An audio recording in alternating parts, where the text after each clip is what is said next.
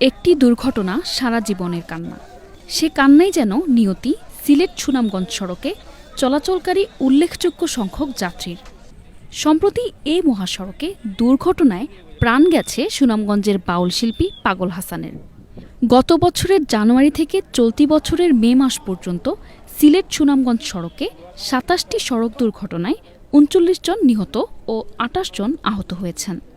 অদক্ষ, অপ্রাপ্তবয়স্ক ও লাইসেন্সবিহীন চালক এবং ফিটনেসবিহীন সিএনজি, লেগুনা, ব্যাটারি চালিত অটোরিকশা, যত্রতত্র গাড়ি পার্কিং আর নজরদারির অভাবকেই দুর্ঘটনার কারণ হিসেবে দেখা যাচ্ছে।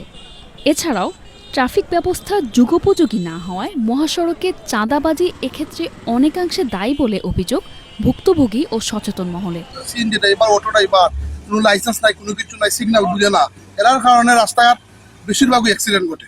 বাংলাদেশে যে আইন কানুন, আসলে আমরা আইন কানুনের প্রতি দুর্বল। কারণ হলো যে আইন কানুন এটা টেকার প্রতি তারা গুরুত্ব দেয়, আসলে তারা মূল্যায়ন দেয় না মানুষে, দেয় তারা টাকারে। খারাপ করলো, ড্রাইভিং লাইসেন্স চাইলো, নাই সরি, হেলমেট সরি, নাই আনি নাই, ঠিক আছে 500 টাকা দেন, 1000 টাকা দেন, চাইরা দিল, অ্যাক্সিডেন্ট তো বাড়বেই। অটো চালায়, সিএনজি চালায়, মোটরসাইকেল চালায়, অনেক কম বয়সী ছেলেরা, তারা কোনো লাইসেন্স নাই।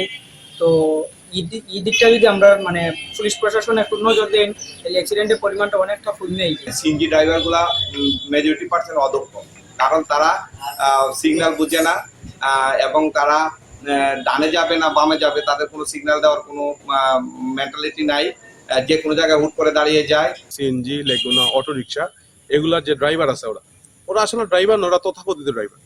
ওদের না আছে কোনো লাইসেন্স, না আছে আপনার গাড়ি চালানোর প্রতি কোনো অভিজ্ঞতা, না জানে সিগন্যাল সম্পর্কে, কিছুই জানে না। সরকারের প্রতি বা এখানে প্রশাসনের প্রতি অনুরোধ থাকবে যে সিএনজি, লেগুনা বা টমটম যেগুলো আছে অবৈধভাবে চলতেছে, ওদেরকে আইনে আওতায় আনা হোক আর তাদেরকে ভালো একটা ট্রেনিং এর ব্যবস্থা করা হোক। সিলেট সুনামগঞ্জ সড়কে অদক্ষ, অপ্রাপ্তবয়স্ক চালক ও ফিটনেসবিহীন গাড়ির কারণেই দুর্ঘটনা বেড়েছে বলে মনে করছেন নিরাপদ সড়ক চাই সুনামগঞ্জ শাখা সভাপতি মহিম তালুকদার।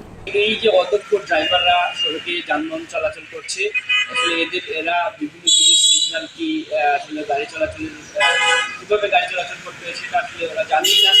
ওই কারণেই আসলে দুর্ঘটনাগুলো বেড়ে যাচ্ছে দিন দিন। সড়ক দুর্ঘটনা এড়াতে প্রয়োজনীয় ব্যবস্থা নেওয়ার কথা জানান সুনামগঞ্জের অতিরিক্ত পুলিশ সুপার রাজন কুমার দাস। যে অবৈধ গাড়িগুলো রয়েছে সেগুলোর বিরুদ্ধে অভিযান চলমান রয়েছে, পাশাপাশি বিআরটিও মোবাইল কোড এর মাধ্যমে অবৈধ যেগুলো নম্বরবিহীন সিএনজি সেগুলো আটক করছে। এছাড়াও যে ড্রাইভার যাদের ড্রাইভিং লাইসেন্স নেই তাদের বিরুদ্ধে আমরা ব্যবস্থা নিচ্ছি। আমরা গড়ে প্রতি মাসে প্রায় 300 থেকে 400 মামলা রুজু করছি।